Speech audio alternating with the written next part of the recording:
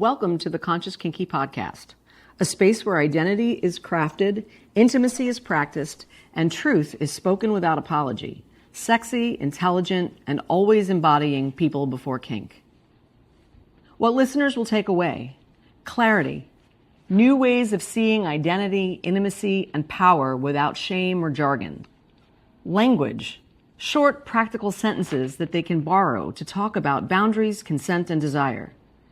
Reflection, 6 guiding questions each week that encourage journaling and deeper self-study.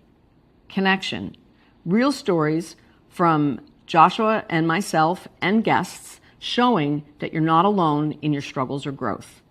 Embodiment, a 5-minute practice or micro commitment to try in your daily life before the next episode. Continuity, a clear invitation to the Tuesday Alumni Circle, where podcast ideas are turned into lived practice, creating bonds through shared vulnerability.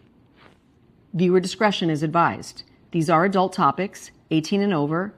We are not offering advice. Please seek mentorship, and this is wholly perspective-based.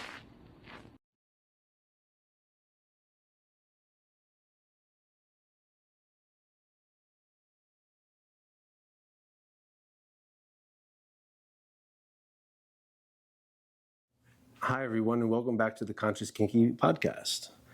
I'm Joshua, and I'm Kat. And for month 2, we're going to be chatting on boundaries and repair. The first month has been a lot of fun, and like always, we get to dive into these questions and really experience vulnerability and process. Yeah. Like when we did our TikTok live 30 days challenge, which was a lot of fun. We got to process in real time and share it with people live. And that was probably one of the most engaging and amazing experiences I've had to date. It was also brutal because we had to be real. And that's what I want to put into this podcast, is what it's like to be real and vulnerable and share with you guys, to model it, to see that we're just normal people. Normal, right? So this month is on boundaries and repair. And this episode is the anatomy of a boundary. So we talk about boundaries like they're walls, right? But they're actually invitations. Boundaries are how we teach people to love us well. They're the edges that define where safety begins. So when I define boundaries clearly, I don't have to defend them constantly. And that's what we want to pull out for this podcast, for this month. And for this week, we're exploring the anatomy of a boundary, how to identify it, how to express it, and the honor that comes with respecting the edges of it. And that allows us to keep real connection. Yeah. So as we said, this month's theme is boundaries and repair, learning how to protect connection while staying authentic. But boundaries aren't about shutting people out. They're about keeping truth in. Awesome. Thank you, Kat. Welcome to episode 5 of the Conscious Kinky Podcast. I'm Joshua. And I'm Kat. These weekly conversations are designed to help you turn self-awareness into practice through reflection and introspection. And every Tuesday, we bring the conversation back into the Alumni Circle, People Before Kink, a live community space where we practice what we talk about here. 6 questions, 2 rounds, 1 truth to live. What's cool about it as well is we'll give these answers now, and then when we're on the podcast, in the circle, damn if I remember, right? But I also get to answer from where I really am. Yeah. The circles have been really great for the last couple of weeks since we've been doing them, and I've been profoundly moved and feel really grateful to have been able to participate with everyone, answering the questions, really diving deeper. I mean, I answered the questions here on the podcasts, but then being with you all gave me the opportunity to dive deeper for myself, and I'm super grateful for that. So here's a reminder, before we dive in, pause this video or audio, depending on how you're receiving us, and give yourself about 3 minutes per question. Then come back about a day later and revisit and see what shifted. Boundaries change as we grow, and this reflection will help us to catch up with ourselves. So pull up a chair, take a breath. We'll stand for this, and let's begin. All right. So question 1, where in my life am I overextending beyond my capacity? That's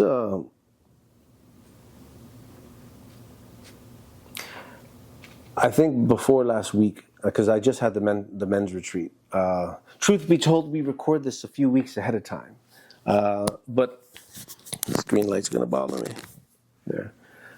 So what I realized before taking on this men's retreat, in the middle of it actually, I noticed myself juggling balls that didn't need to be juggled yet. Future projects, ideas, concepts that were drawing me away from what I needed to do and be present with now. So ideas and projects is where I was extending myself. Good one. Good one. I think for me, the closest that I can get to this question right now is that I'm still struggling a little bit with overextending just my energy, right? I still come up against this thing where when I'm working and I'm tired and I feel super tired, I feel like I have to keep going, I have to do more, I have to push. And I'm not any good to anybody, not me or anyone. And so what I've been trying to do, and you've heard me talk a little bit about it, is taking naps when I get tired, or allowing myself to say, I'm sorry, but that's enough for today. And it's not easy. It brings up a lot of stuff for me to do that. But that's a place, my output of energy beyond my capacity, I'm still overextending a little bit. Thank you. So let's do question 2. What emotions arise when I imagine saying no to someone I care about? It's funny. I got to experience this firsthand a few weeks ago when Natalie was doing her dance. And the day before, for her dress rehearsal, I went and I photographed it. And I was immersed in it. I was able to capture and show her what I was seeing, which means a lot to me, also being able to witness her in her element. And truth be told, I'm not a performance-based person. I get irritated, agitated in my body. I get restless leg syndrome while I'm there, and it's a very uncomfortable feeling in my body, and I'm angry by the time any performance is done. Aside from movies aren't the same thing, particularly musicals. It's just not my medium, and it's like aggravating to me.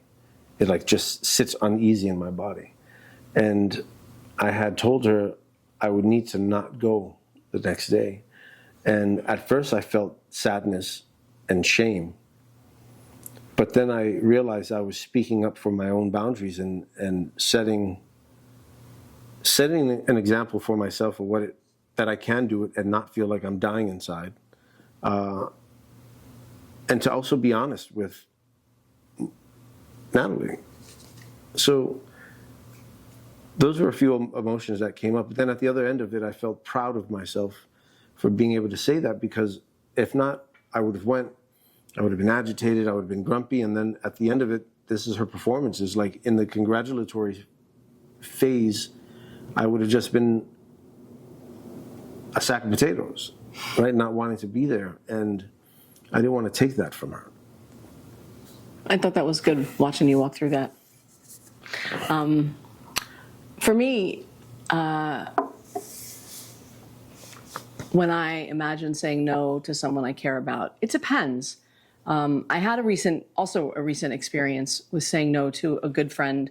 We had committed to doing an event, and then another plan came up that conflicted, and I really struggled with it, because for me to say no to the prior commitment meant for me to be able to say yes to something I really wanted to do for myself.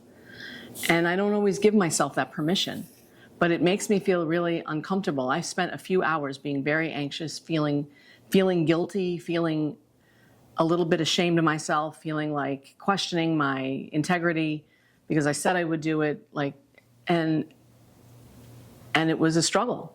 I had a struggle. Ultimately, I did say no, and it was received, and it ended well, which I was grateful for. But it's not easy. Saying no to someone you care about isn't always easy. Especially when, I'm putting myself first. Right. Right. It's a very difficult situation. That's cultural. Yeah. We're trained not to put ourselves first. I think that's a hard thing to unlearn. Well, thank you for doing that, because I sure as hell couldn't do it. She's the one that does all the hard work. I just show up and spin floggers. All right. So question number 3, what's one small area where I and we and you can start practicing saying no honestly this week? Well, it's Thanksgiving week, just to give away. Next week is Friday, the week before. This is funny. I was speaking about saying no, saying yes with someone, I think over the weekend at the retreat. And I said, a lot of people think I'm so busy that I don't have things to do, like that I don't have time to do anything. So I don't get asked to do shit, which is cool because then I don't have to say no to things, right? But when I do get invited, my rule of thumb also is say yes unless it conflicts with me morally. However, if I'm juggling too much, that's a conflict with me morally, right? So how can I practice saying no honestly this week? I have to think about that. How about where would you go? I don't know. I go back to this thing of me and my micro naps, right? Like we said we were going to come and record this today, right? And there was a part of me that was like, do I really want to do this today? I was like, should I say no now? I debated it and I realized I had enough energy, and so I said yes because it was important for me. It's important for me to do this, right? But even the practice of asking myself, even the practice of giving myself the moment to say it would be okay if I said no, actually in some cases makes it easier for me to say yes, because I'm not forcing myself to do something like a forced march. It's like, would you like to? Can you? You could say no if you'd like to. This is my own internal conversation. And just practicing that and then being able to come up with what my answer is in the moment. Yeah. I'm going to keep my ear to the ground for this. And because I haven't had anything come across my lap yet where I've had to say no. Yeah. Where I feel obligated to. Mm-hmm. However, that would be what I'd be listening for is my intuition. Right? So anxiety can come up when something is hard to say no for.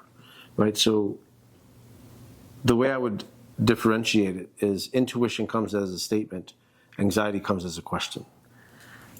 It must have been you. I heard somebody say that recently. And I thought that was really insightful. It's fucking wild, right? It helps clear the difference. I found it on TikTok, I believe, so it's not mine. Yeah. But it made sense. I was like, holy crap, yes. Yeah. So that's... Anxiety's the question. Anxiety's the question. And intuition's the statement. The quiet statement. For me, it's always the quiet statement. Yeah. So with that, what I want you to do is just sit now with a body check and see where you may feel tightness, may feel uneasy, because that saying no, right? The fear of rejection makes me feel uneasy. Saying no also sometimes makes me feel queasy, or my heart starts to race, right? And it's like, feeling that is important for me. So when you hear that question, what kicks off in your body?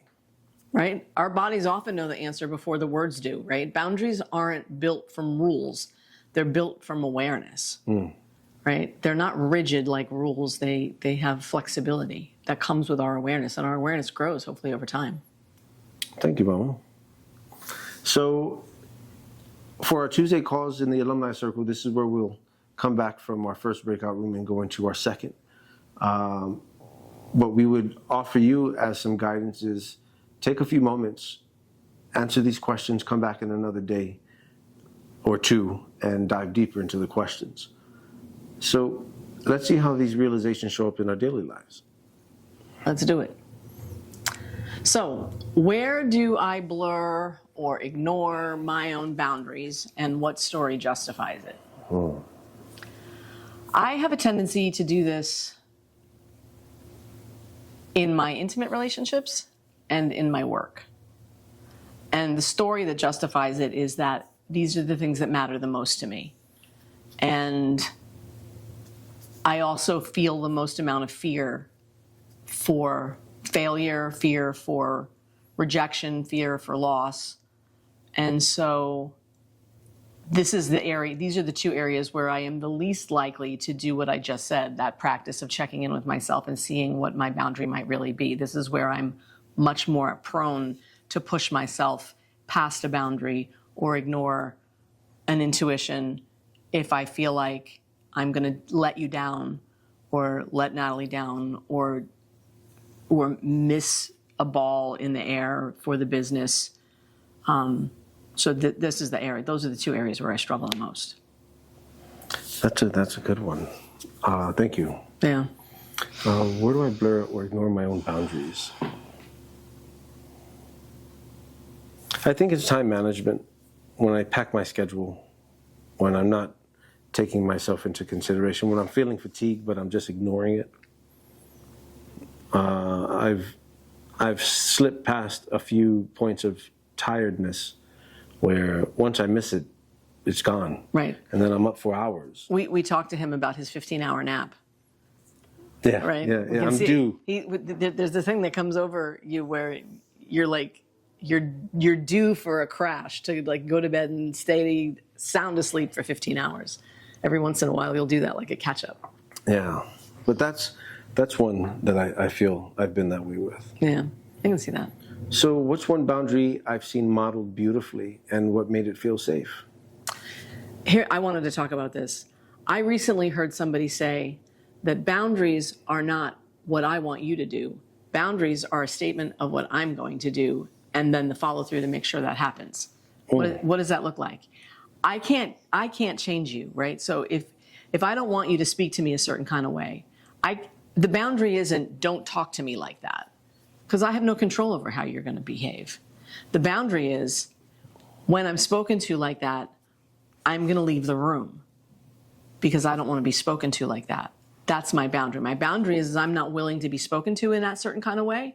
And so what I'm going to do around that is remove myself or ask if we can take a break or find a way to not have that happen, right? It's not me just stamping my feet and insisting that you change your behavior so that I'm okay. It's what am I going to do to take care of myself around things that would cross my boundaries. And what's beautiful to me about that is it takes it out of the realm of, I think other people have to change. Other people can be whoever they're going to be and do whatever they're going to do. And my statement simply says, this is what's not okay with me. And this is what I'm going to do for myself in the event that it happens. So what's one boundary I've seen modeled beautifully and what made it feel safe?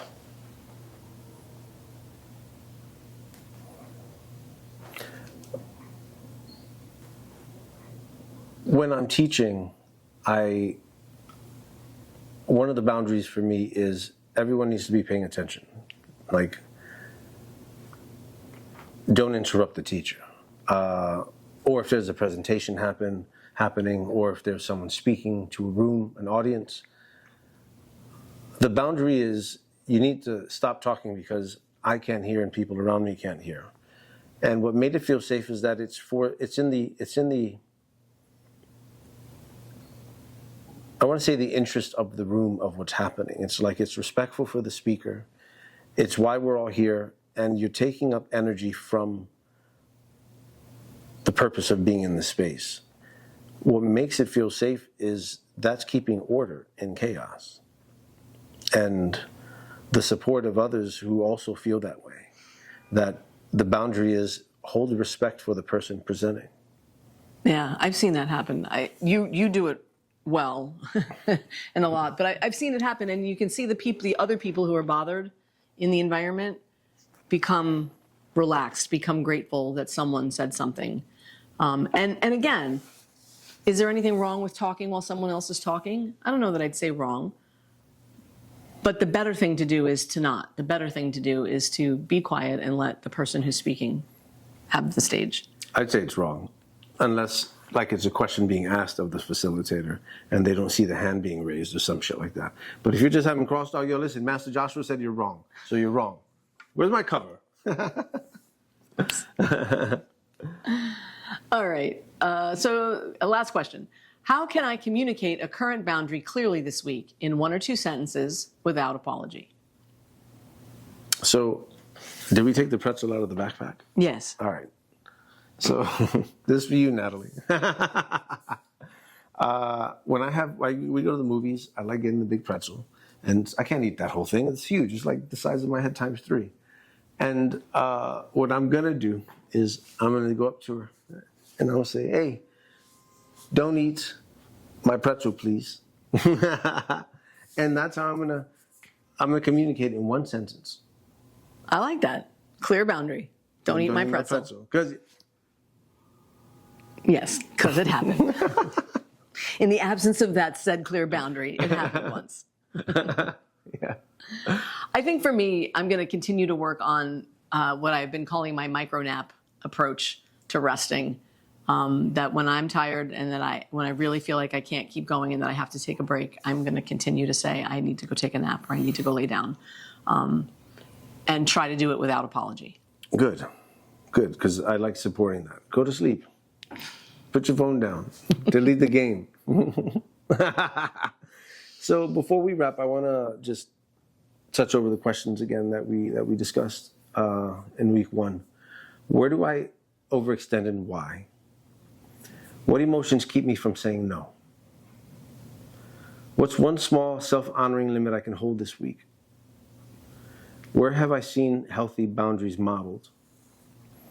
How will I communicate one clean boundary this week? And what will I need to stay consistent when it's tested? So here's this week's practice. Choose one boundary that truly matters. Express it calmly to someone safe. Practice clarity before crisis.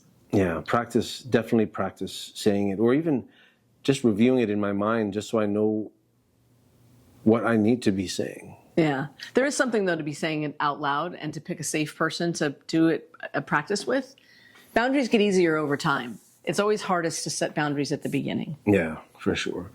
And remember, boundaries aren't rejection, they're clarity. They show others how to respect your presence without demanding your performance. And if it feels uncomfortable, that's normal. You're just expanding into a new truth. Lean into the honesty of it. So thank you for dropping in with us this week. We're really having a good time doing these podcasts. We're going to have guests coming up with us soon. I want to go out there with a big sign with a dry erase board that says the question and then have just random people answer it. Because as you guys can see, this isn't what are you into? What are you into? I'm into that. I'm not into that. These are fundamental questions that help people understand where they're at so that you can advocate for yourself a bit better. You can find your voice. You can find out what's meaningful for you and integrate that. Like, be who you want to be. So you've just listened to the Conscious Kinky Podcast. Every Friday, we stand at this table together asking 6 questions that help us reflect, challenge our old beliefs, and explore who we're becoming. And every Tuesday, you're invited to People Before Kink, the Alumni Circle, where reflection becomes practice inside a space built on respect, honesty, and care. This isn't about perfection. It's about becoming clearer, braver, and more present in your body and your relationships. So share this episode with someone you trust and commit to one small action that proves you're becoming. Because legacy isn't later, it's built today. Sexy, intelligent, real, always people before kink. We'll see you next Friday.